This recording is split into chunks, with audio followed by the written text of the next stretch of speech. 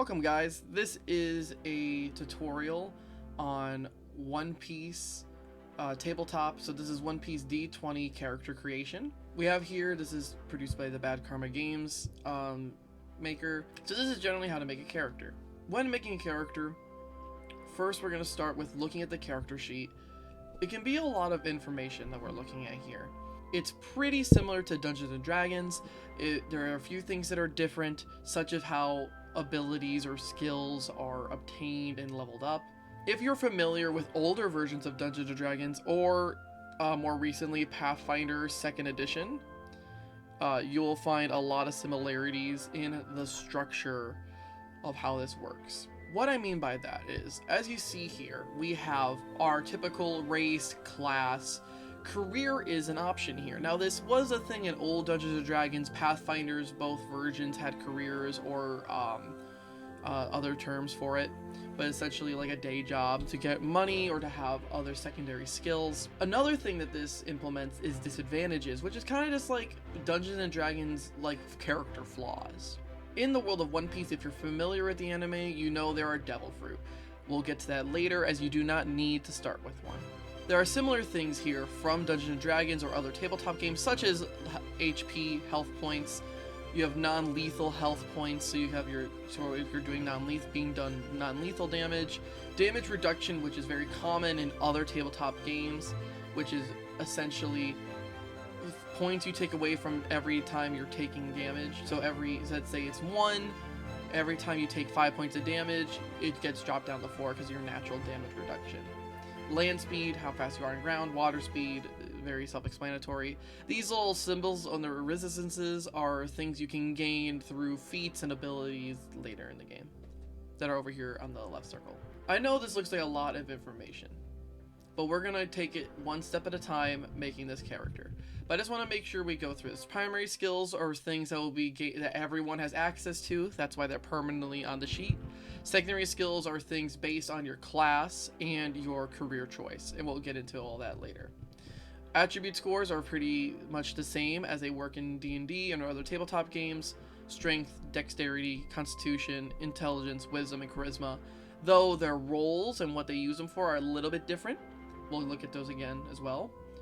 The scoring system works just like Dungeons and Dragons, where every even number, your modifier increases by 2, or increases by 1 rather. So strength 12 is a +1, strength 14 is a +2. Stance is for fighting styles, and we'll get into that later. Same thing with your equipment and inventory, very similar. You have a little fun art style here to show you where things are if you didn't know where your head or your hands are, but there is very specific armor pieces you can wear in this world. As you see, it gets into detail and you can put them in separate areas. You have your weapon, your offhand, which is like a shield, or a secondary weapon, accessories, which is interesting to have. And then you have just your general item management. This is where your feats, all your abilities in your devil fruit, your class, your career, all of your feats go in here. As you see, this is one whole page, kind of like a spell list. Think of it like a spell list, because it is where all your components of combat and abilities are going to go outside of your skills, your general skills. So we're going to hop right into that. So we're going to go into the rulebook. We're going to the page about leveling up. So as you see here, we're looking at first level. I'll highlight it here. We're looking at first level. These are things that you all start with as you begin your journey here. Just like character creation, you get your race, you get your class, you get your career. You get a score of 8 points in all your ability modifiers. That we'll talk about later is a minus to your modifier. However, you get 20 attribute points to spend in any way you would like. You also can take away points from existing point pools. So let's say you have your 8. You're not going to need intelligence. You have a crew member that's going to be a really smart person. You can tank your intelligence all the way down to 1 if you would like, except that you're going to have a -4 or 5 and add all those points to a field that you can excel at. That is completely allowed. It's a point buy system, basically, if you're familiar with that term. For HP, we have total HP, which is 5 plus your con modifier. Not a lot to start with. You are level 1. You do have 1 natural damage reduction. Then we get into the skills. This is the part where probably confuses most people. You have 4 favorite primary skills, 6 favorite secondary skills, and 5 feats. And we'll get into that. The first important thing to select is race. I believe selecting your race and then going into your class or career is probably the best choice. If you are confused by the races, or you really don't know what you want to be, but you know your skill set you want, then we can skip to careers and class, rather. But for this example, we're gonna pick a basic human. They're humans. In One Piece, they can be small, they can be medium size, they can be large size. Just depends. That's just a personal preference. They make up the majority of the population all over the world. They can be any alignment. The numbers part is what's more important. Vary nature, just like in D&D, they get +2 attribute points wherever they want. In One Piece, the max total is 22, not the typical 20. Like I said, they can be anywhere between small, medium, or large in size. That's completely up to you. Regardless of size, you have 30 feet on land, 20 feet in water. Skilled, you gain 1 extra favorite secondary skill at first level. So instead of 6, you get 7. And we'll see why that can be beneficial to you later. Gluttonous, which is specifically about devil fruit. Whenever you gain a devil fruit ability, so whether that's at level 1 or if that's later in the game, it's a little bit cheaper to get it later in the game. You do have to spend one of your 5 feats on getting a devil fruit, if that's the case. But that's up to you. So we're skipping over to classes. We know we're going to be human, just for simplicity. These are your 6 classes. Now, keep this in mind. In the world of One Piece, in this build of this game, there are such things as prestige classes and prestige careers, which essentially means when you level up enough, you meet minimum requirements for those, you can upgrade or grow into this prestige version. If you're familiar with long-term games, or even just like a game like Call of Duty where you have prestige level ups, where it's kind of just like it's starting over, but in a sense that you get more expansion once you start over, right? There are more abilities and more complexities that you can dip into in prestige classes and prestige careers. So both work out because you get new skills and abilities from both, which is a very neat feature in my opinion. Because this game is not just about combat, it is about exploration and being on a journey, whether it's through land or sea. And you're going to need a team of people adept enough to get you where you want to be, which I think is actually a really great way to play a role-playing game. However, we're going to pick a class before I ramble on any longer. I don't know what this character is going to be. We're going to do a rogue. Let's do rogue. If you're familiar with rogues in D&D, or in other tabletop games, a lot of time they're stealthy, they're sneaky, they're dexterous, so that usually means that they're adept of speed and accuracy as opposed to brute force. It's a picture of Sanji. So I guess that's the character it's roughly based on, so if you like Sanji, this is kind of what this one is focused on. So every class has a prerequisite, right? So you can't you can't make a meme character in the sense that you can be like, oh, I'm gonna be a wizard with 1 intelligence, right? Like in Dungeons and Dragons talk.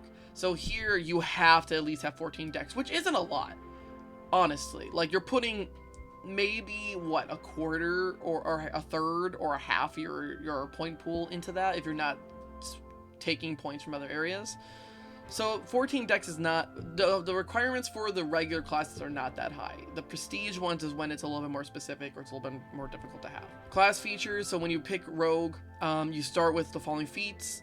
So you start with light melee weapon proficiency, armor proficiency in light, and then sneak attack. Those are feats. They'll go into your ability or your feat tree that's in that last page on the character creation. These are free, so they don't count towards your 5. Secondary skills. So all of these you have access to. if we go to the character sheet, we will fill in all of these little blocks here with almost all of them with secondary skills. Rogue gets 1, 2, 3, 4, 5, 6, 7, 8, 9, 10, 11. That's a lot, actually. A lot more than like Warrior does. Warrior only gets 8. So you have access to all of these, and we'll explain more about that later. So we know we have these, so we could take the time to go and write these into our sheet now. So here are our secondary skills laid out here. They actually didn't leave us a lot of extra space here for our career ones. So if you have a career that doesn't have a lot of overlapping ones, I would advise getting another sheet or maybe in the notes section. But yeah, we'll see. But as I looked at Warrior, they do have ones that will overlap. So we'll look at that. They give us this feat tree, which kind of shows you the requirements for the feats. So we have Rogue. We don't really need to look at that. This tells you like the column of like what each color means. We have here like Rogue. You'll see that you get sneak attack for free. When you get weapon rank 12, you can go to Shanghai and then, you know, eviscerate. Defense ranks. As we saw, you know, you get a rank 1. You get a rank 1 in every skill that you're able to have access to. At level 1, every rank's at least at 1. Your favored ones start at 4. So let's say you chose defense, and if we favored defense here, this would become a rank 4 at level 1, which means we immediately get access to fancy footwork. Well, we have the prerequisite for it. We could take that as one of our 5 feats, right? We have 5 feats we have access to that can be from our class, Rogue, or whatever we choose to be our career. So keep that in mind. These are the requirements, and you can see if you, let's say you want Flurry of Knives, you know you need to get Bold Advance, and that you can work your way through the prerequisites to get to where you want to be. Let's say you want Kidney Stab, which I think is very funny. You know you need to go to Hamstring, and you need to come from Apply Poison. So that's a visual representation. These are our feats as it explains them all and what they do. So you have your buff, its benefit, what its normal ability is, another buff. We have our stances here. So you see its prerequisite is you have to have the Rogue class, weapon attack in 4 ranks. While the stance is active, so you choose what stance you are in combat. You always have a stance chosen, but you pick which one is your active one, and you can change stances. While the stance is active, Rogue's attack rolls gain a +1 bonus and another +1 bonus every 5 character levels. A lot of the abilities here seem like it's not like you pick that ability and it's always like that. A lot of skills and abilities here actually exponentially grow as you level up. You'll see a lot of them are +1 bonus every 5 character levels, or, you know, it's 5 times this ability. You'll see for an example +2 damage to all their attacks in the next 5 rounds. So a lot of them are kind of like, some of them are like this, where it's a set marker. Some of them are exponentially growing depending on the difficulty it is to get them. We're not gonna look at all of these. Just know that like which ones we can take, which we haven't actually chosen our stuff yet, but we'll look at our career first and then we'll go back. So now we're on to careers. Again, careers offer secondary abilities, mostly targeted towards stuff outside of combat. So we know we have our Rogue. We're a very dexterous character. We're gonna pick, let's say we were making Sanji, right? So let's pick Chef. So what I've read Cook before. Basically what Cook is crafting food and meals to offer benefits to your crew or to your party. So as you see here, we have like prerequisite executive chef. That's gonna be something within here that we'll see as an option. Yeah, executive chef here. So you know you need to be a sous chef, and then you have to have cooking and 12 ranks of cooking, but then you get an additional +2 permanent cooking skill bonus, right? And then you can come back and do the executive chef. Now there isn't a line. There isn't clear like flowcharts like there are for the classes. However, it works exactly the same. You have prerequisites, rather it's just being a chef, or it's cooking 4 ranks. This is a damage one though. When attacking a non-human creature, the chef may attempt to cook it.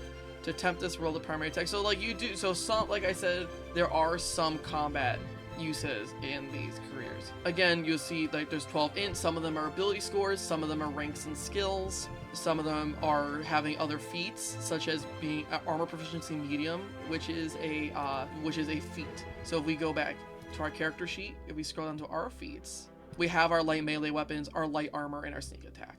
And remember, when we pick our five feats for level 1, it can be from our class or here from our career. You probably want to mix match so you can actually use both sides of your character. Now that we know we're going with our rogue chef and we know he's human, we're going to go with our size chart really quick, because this will matter with our numbers when we need to. So if you're a little bit confused, it goes left to right and then it starts again in a second column. So it goes left to right. So these two are connected. These two are connected. So as you see, there are large, if you've ever watched One Piece, there are large characters of different races, rather they're giants or just really tall humans. There are small characters and there's medium-sized characters, all kinds. And there's advantages and disadvantages to each one. Medium, you have no extra bonuses to your size, just like D&D. Small, you get bonuses for like being quick and being movable, and being hard to keep up with. But you lose, constitution, you lose strength, etc. Pretty self-explanatory. And also you see medium, it goes up to 8 feet tall. 8 feet tall is pretty tall. Then you have large, 500 pounds to 2 tons. So you see you get negative. The bigger you are, basically the harder it is for you to lean down and hit people, kind of thing. You don't move as fast. Moving fast is always about like how well you hit things as a part of how hard you hit things. But you do get like strength and health and constitution, so more health, more physical, just raw power to deal damage when you bash people, right? So those are the advantages and disadvantages. Now you're not gonna get over to this side unless you're a giant. So you're not gonna get to colossal or gargantuan or huge unless you specifically choose the giant race, and then you get to mess with these a little bit more. For the most other races, you're gonna pick between small, medium, and large. So we're gonna go with medium. Shanji's probably like 6 foot tall. So we're gonna go with medium. We know we're not gonna add any bonuses. We know our space is only taking up 5 feet. We know we have 5 foot of reach. Very standard for D&D. So just for ease, we're gonna make it like this. So currently everyone at level 1 starts at 8, 8, 8, 8, 8, right? You're all -1s for everything. Standard in this world is considered 10, just like most tabletop games, so that would be +0. Remember, we get 20 points to spend into this.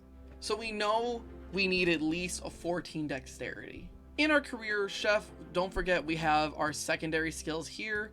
As I said, a lot of them seem like they do come over. We're going to definitely put cooking over here. So as we look at our skills here, we know we have a lot that already kind of overlapped. These were our secondary skills for cook. But you see, we only really added 3. We added cooking, we added intimidate, and research. All the other ones were already covered by the class, so we didn't need to worry about overflowing. Now, what we want to do here is we want to pick now that we have our class and our class and our career, we have our primary skills and secondary skills we got to pick our favorites of. Now remember, our skills require ranks to get better. We get those naturally by leveling up. Your favorite ones start with 4, and they level up faster. You get +1 to all your other skills you didn't favorite. So remember, we picked defensive for that one, so let's leave that there. We want to keep weapon attack for sure. We probably would also like to keep our reflex safe, so we can make sure we dodge a lot of things. We also probably want initiative, so we make sure we go first. Remember, our primary skills, we get our 4, right? Our 4 favorites, but we have access to all of them. So our 4 favorites, weapon attack, we know at level 1 starts at rank 4. We know our defense starts at rank 4 because it's also favorited. And reflex, and initiative and reflex save also are 4. But what does that mean about our other ones? Like I said, we get access to all our skills. Doesn't mean we can't do them, we're just not as proficient in it. So we have, imagine, yeah, that's a good term for it. Imagine favorites are like proficiencies. So these are our starting ranks. And then these are different mods and bonuses we can get from them, but these are the ranks that they are as our abilities say. So we have our 4 favorites. Let's go to our 6 favorite secondary skills. Remember, we have to get these skills balance between our class and our career. So rogue, we know we're going to want sleight of hand because it's effective in most. We have bluff. We have a lot of different ones we can get. So we know we want sleight of hand, bluff, hide, spot, listen. That's already 5 of our 6. So we might not want to use all of them. Remember, they will level up. They'll just level up slower. So you have to pick which ones you want to prioritize. So we know just based on our class, we're going to definitely want sleight of hand. If we look, we have hide 6 here, sleight of hand, hide 10. Maybe we'll go also hide. We'll guarantee we're going to get sleight of hand and hide. But let's look at our career to make sure we don't need anything else. So with cooking, you see we have mostly prerequisite chef, prerequisite executive chef, barista, but cooking 8 ranks. Brain food cooking 16. As you see, we only need cooking in our specific career. That might not be the case for every career, but at least with cooking, it seems like we need an armor proficiency, which is a feat, chef, which is our career, character level 5, cooking 6 ranks. It looks like cooking and maybe even intelligence here we want to have. We'll keep that in mind. So we know we need cooking. That lets us have our 3 more because we can still have 6. We know we need to move silently. We know we needed listen and spot. Now, just because those are our abilities, or they're in our prerequisites, doesn't mean we have to pick them. There's nothing stopping me from picking bluff or climb or escape artist, but we are getting points in those over time. However, whatever you want to start good at, start strong in, you want to make your favorite. Because that's where you're, and that's also what's going to level up just faster. And since these are what the base of our skills are, my gut tells me to make these our favorites. Not that there's a right or wrong way to do this, but that's just my recommendation if you're not sure on how to do it. And again, they all start with 4, everything else will be 1. And we'll type 1 into all these, because that's their base rank if we didn't favor them. Our favorite ones get increased every single level we get. So as you level up, when you're level 1, level 2, level 3, every time you get increased on your favorite. So spot listen will increase every time. Your other non-favorites will increase on your even levels, so every other level. So level 2, level 4, level 6. So they will increase slower and not as much as your favorites. So pick wisely, pick what you are investing in for your character. Don't pick because you know you need this one thing. But remember, this is setting you up for the growth of your character. Now that we have our secondary skills and our primary skills, we can go over to our scores here. Now we're going to go to our ability modifiers and our abilities. Remember I said all the abilities start at 8, right? So if you look here, a score of 8, that's a natural -1 to your rolls for involving that skill. So basically what you want to have is what skills you're going to need be your stronger ones, your better ones, right? Just pretty self-explanatory, right? If you want to be doing a lot of damage, you're probably going to be wanting to do like strength stuff like that, right? Or if you want to be faster, you want to be dexterous. It's, you know, pretty self-explanatory. However, remember I said we can lower our stats all the way down to 1, which is a -5. Again, that's in the world of One Piece, there are people that are really strong but are really bad in other fields. It is very much a give and take in this world, even more so than traditional tabletop games, that your crew is designed to balance around. What we're going to do is figure out our scores. So remember, we needed an intelligence of 12 for that one ability, which was gardening. We know we need dexterity 14 to just have the rogue class in general. Also recall we have 20 points to spend in anywhere, and we can make any of these smaller, stealing points from them and put them in places we don't. So mayhaps what we don't need. We are making Sanji, but let's just start doing math at this point. I'm gonna put our pool of numbers here, so we know we started at 20. We have here all our different scores. So let's make our minimums, right? Let's make this 14. That's already 6 of our points, and let's make our intelligence 12. So we already know that we're down to 10 points just doing that alone. Also recall, health is 5 plus con, your constitution modifier. So right now, an 8 is a -1. Remember, even numbers are when things change. We would be at a 4 hit points for our character. Is that something you really want? Maybe not. Maybe you at least want to even it out, make it 10. Now we're down to 8. We could get really dexterous, and now we're down to 4. Do you see how the system works? Now, we could be that maybe our character doesn't need to be charismatic. We could dump that down to 2, which gets us back to 10 in our point pool. I can easily make this 18. It would be out of our point pool, but we know we can do that. That's essentially how the system works. Now, would my charisma rolls be terrible? Sure. But that doesn't mean that someone else in the party or crew can accommodate by talking to people for us, right? Remember, you are in a party game, a crew game in this case. Work together and fill out your weaknesses and your strengths. So that's generally how the system works. Recall, on this chart, just like D&D, every even number, it changes. The only difference is that 2 and 1, it does have a difference. 1 is -5, 2 is a -4. 22 is the cap for characters, which is +6, and then there's more for other reasons. But in the case of playable characters, it caps at 22. So let's say those scores are fine. We have our skills and our secondary skills. One thing we have to pick is one of our 9 alignments.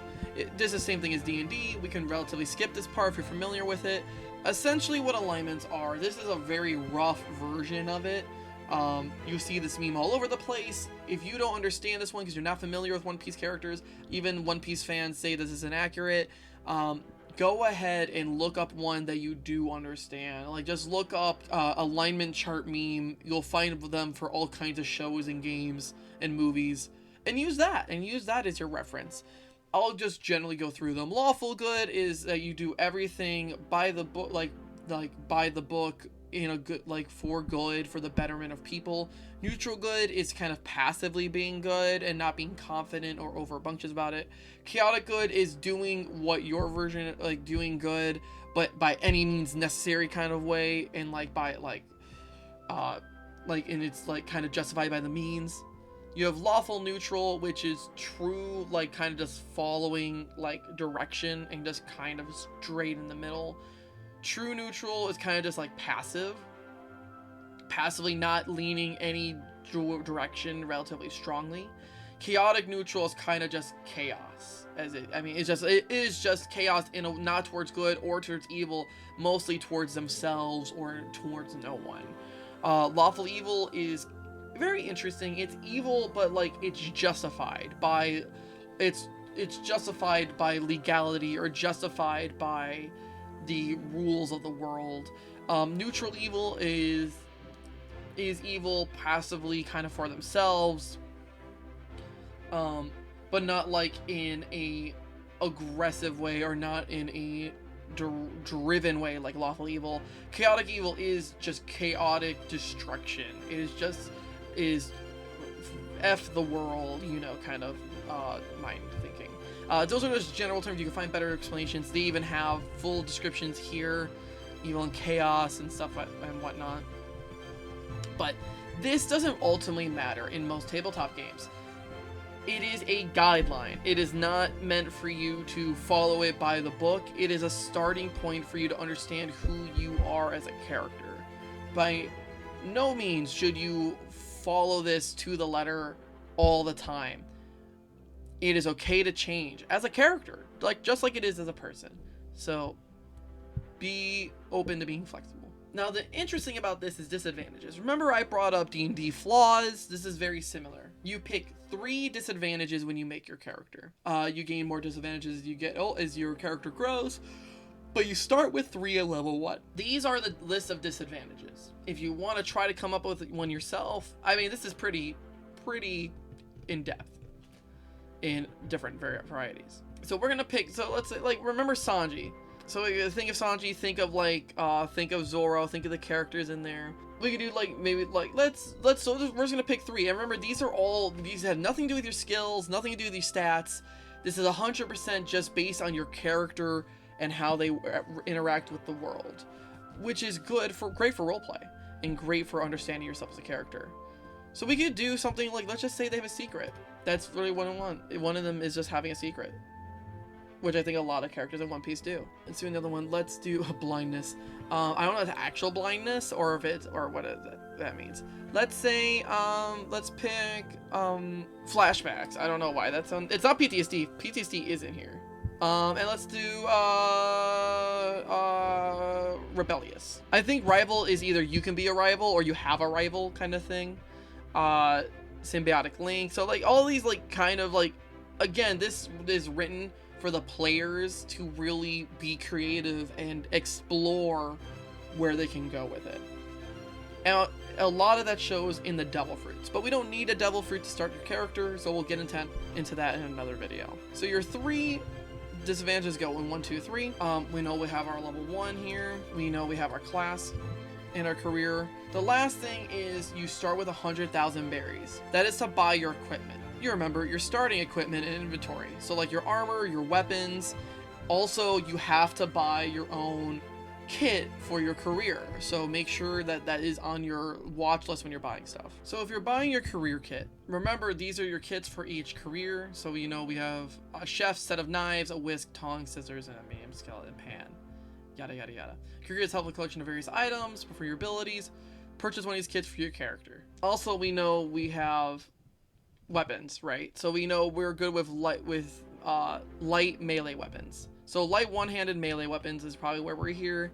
So we can do dagger, we can do a club, a hammer, light index, a comma, kukri. So there's a lot of options here. So you would pick one of these. It tells you what the damage is, what the critical is. The reason there's no attack rolls because attack rolls and defense rolls are just general to your character. You have your attack roll, and instead of an AC like in Dungeons & Dragons, you have a defensive roll, which is based on your armor and your dexterity modifiers. So there is a separate chart for the prices of everything. So that's where you would go for your buying stuff. So this is like the one-handed stuff. Some of it's not light, so go back and compare and contrast the light ones. For example, we remembered a kukri was one. So let's just say we do kukri. That's already 16,000. So remember, in One Piece, it is very things seem very expensive because that's just how the currency works. Remember, we can buy light armor as a chef, as a chef rogue.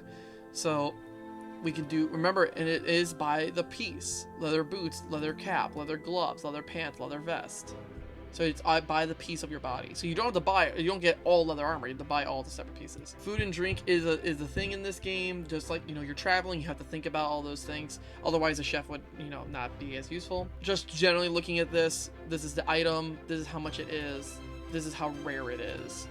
So the higher number, the more rare it is. And for everyone, you might need to come in here for your weapons, for your armor, but you're also going to have to come in here for your career kits. So these are career kits. You see almost all of them are 50,000 except for Surgeon's kit, which is 200,000. Surgeon is a prestige version of Doctor.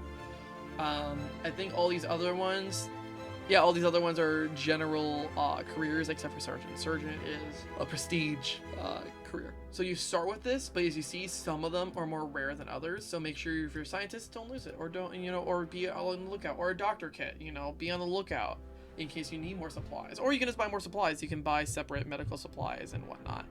In here, towards the bottom, I believe I saw medical supplies here, medical kit, again, a lot of different of stuff breaking down. So you get your armor, you fill it all out in here. So let's say we did like leather boots, and then we would add like what our defense bonus is, and whatnot, which is in this section. So we know we have light armor leather. The defense bonus is gonna be +1. Max dex bonus. So that means you can't have a dex bonus be higher than 6 in that armor. Just like D&D, check penalties are stealth penalties and movement penalties and stuff like that. Speed adjustment if it slows you down. Pretty self-explanatory. Other tabletop games do the exact same thing. All other items go in here, and remember your feats that you pick are over here. A thing to keep in mind, your feats come from your class, they come from your career. Cyborgs get implants, which act as feats if you pick cyborg. These are your ship feats, which we'll get into that later. You have hockey feats. If you're familiar with the One Piece world, there are feats. You can get hockey, which is kind of an ability. It's very strong abilities that anyone can learn. You just need these. Just make sure you look at these. These are your saves. So if you're wondering why would I ever need to do my saves, if you want to do hockey, your saves are very important for that. To rank up your saves is how you get hockey stances. There's also Rokushiki feats, or if you're familiar with One Piece, it is the CP9 feats. They use the Japanese names, but you can probably figure out like the Takai is iron body, Orion skin here. You have a lot of different prerequisites here, such as ranks, or sometimes it's ability scores, or it's other feats. Some of those are in the general feats. So the general feats are just general skills that anyone can learn as long as you meet the prerequisites, such as Int 13, combat expertise, combat preparation, blooded, athletic. These are just other feats that you can take. Remember, you have your class, you have your career, but you also can take these or other feats like hockey, devil fruit feats. You'll get if you take a devil fruit, but we'll get into devil fruit rules in a separate video and ship rules in a separate video. If you have any questions about feats or about the character creation process, leave them in the comments. If you know me personally, DM me or whatever, but that is generally how you make a character. All your feats again fit down here. Put your name, make your character, have a good time.